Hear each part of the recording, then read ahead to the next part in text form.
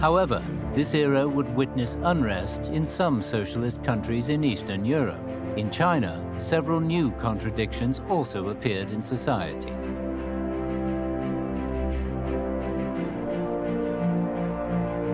The CPC was faced with a major challenge in finding solutions to these contradictions.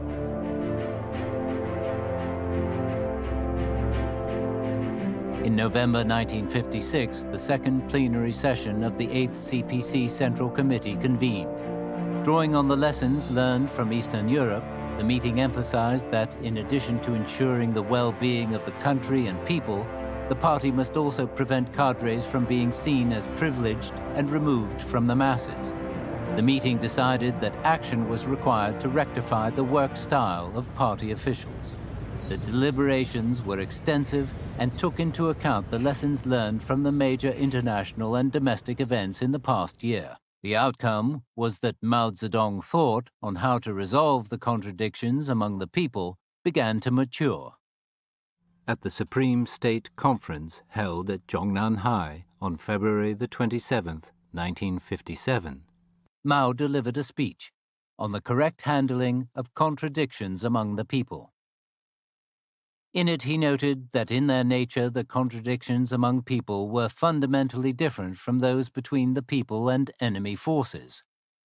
For the party, which now governed the entire country, the most important task was to use democratic means, persuasion, and education to resolve the many contradictions among people. His speech was a major theoretical landmark on the CPC's path to socialist construction.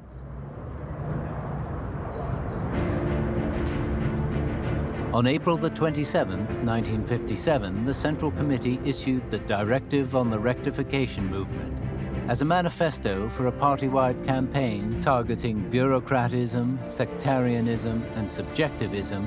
Its aim was to improve work styles within the party.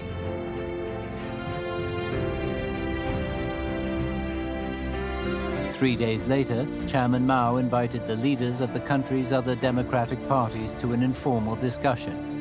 By seeking the assistance of these democratic figures, he was demonstrating how sincere the CPC was about rectifying its work style. His hope was to create a vibrant political environment in which the socialist revolution and construction could thrive. It would give rise to a structure that was centralized yet democratic, disciplined yet free, and unified yet with scope for individual expression.